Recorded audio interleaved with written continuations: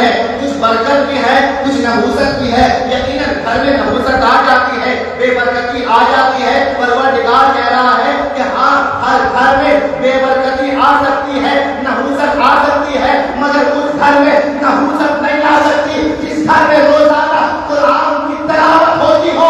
قرآن کی تلاوت کرتے رہو، اپنے گھروں سے نحوستوں کو دور کرتے رہو۔ قرآن کی تلاوت جب رحمت لے کے آئے گی تو نحوستوں کو گھر سے باہر دھکیل دے گی۔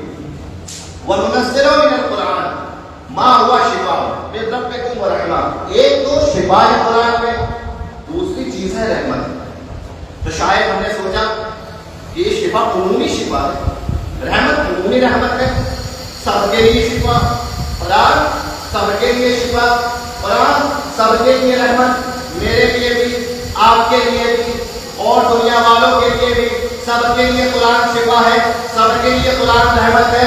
مگر میں یہی سوچ رہا تھا کہ آیت میں آگے بڑھ کے میرے ہاتھ کو پکڑ لیا کہ نہیں، ایسا نہیں ہے، ایسا نہیں ہے کہ قرآن سب کے لیے شفا ہے، ایسا نہیں ہے کہ قرآن سب کے لیے رحمت ہے۔ میں نے کہا پھر کیا بات ہے؟ تو اگلا حصہ پڑھو۔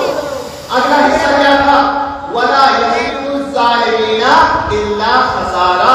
یہ قرآن جو رحمت ہے، یہ قرآن جو شفا ہے، یہ مومنین کے لیے ہے، یہ ظالمین کے لیے نہیں ہے۔ اگر مومن ہوگا تو قرآن سے شفا ملے گی، لیکن اگر مومن نہیں ہوگا تو قرآن سے شفا نہیں ملے گی۔ اس آیت سے مجھے ایک بھی مفہوم سمجھ میں آیا کہ قرآن شفا بھی ہے، قرآن رحمت بھی ہے، مگر جس کا دل ولایت علی کے نور سے روشن ہے، قرآن اس کے لیے شفا بھی ہے، اس کے لیے رحمت بھی ہے۔ جس کا دل بغض علی سے تعلق ہو چکا ہے، قرآن اس کے لیے گھاٹا بھی ہے، نقصان کا باعث بھی ہے۔ عمومی نہیں ہے، خصوصی ہے قرآن کا۔ وَلَا يَزِيدُ الظَّالِمِينَ إِلَّا خَسَارًا۔ خدایت نے آگے بڑھ کے بتا دیا کہ ظالمین کو فقط نقصان ہوگا، قرآن سے کوئی فائدہ حاصل ہونے والا نہیں ہے۔ لے کر ٹہلتے رہیے قرآن، لے کر گھومتے رہیے قرآن، قرآن ہاتھوں میں رہے، دل میں بارش قرآن کی محبت نہ رہے، قرآن فائدہ نہیں پہنچائے گا۔ یہی تھا کہ جب امیر المومنین کے ساتھ جناب کمیل کوفے کی گلیوں میں ٹہل رہے تھے، کمیل ایک مرتبہ رک گئے، رکنے کے بعد غور سے سننے لگے، علی سمجھ گئے کمیل کیا سن رہے ہو؟ کہ مولا کتنی اچھی قرآن کی تلاوت کی آواز آ رہی ہے، کمیل آگے بڑھو، کہیں یہ تلاوت کی آواز تمہیں گمراہ نہ کر دے، تمہیں فریب میں مبتلا نہ کر دے۔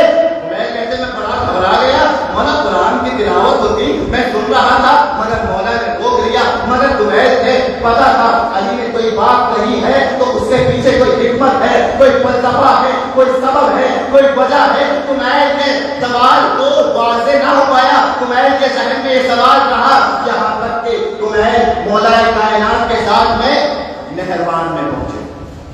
نہروان میں جب ان لوگوں کا مولا کی تلوار سے خاتمہ ہوا کہ جو لوگ ناصبی تھے، خوارج تھے، اور مولا کائنات نے کہا کمیل ذرا آؤ میرے ساتھ آؤ میرے ساتھ، میں تمہیں دکھاتا ہوں مرنے والوں میں کون کون ہے، کس کس کا لاشا پڑا ہوا ہے، کس کس کو علی کی تلوار نے کاٹا ہے۔ علی کمیل کا ہاتھ پکڑ کے چلتے چلے جاتے ہیں۔ وہ سوال کہ جو کمیل کے ذہن میں اس روز رہ گیا تھا، آج علی اس کا جواب دینا چاہتے ہیں۔ اب جب دیکھا تو لاشوں میں ایک لاش اس کی بھی نظر آئی کہ جس کی قرآن کی تلاوت کی آواز آ رہی تھی۔ ایک مرتبہ کمیل نے سجدہ شکر ادا کیا، مولا نے پوچھا سجدہ شکر ادا کرنے کی ضرورت کیا ہے؟ کہا آج سمجھ گیا کتنا اچھا قاری قرآن کیوں نہ ہو، لیکن اگر آپ کی تلوار کی سر میں آیا یقیناً جہنم واصل ہوا ہوگا۔ قرآن اگر فائدہ پہنچاتا تو سب سے پہلے اس قاری کو فائدہ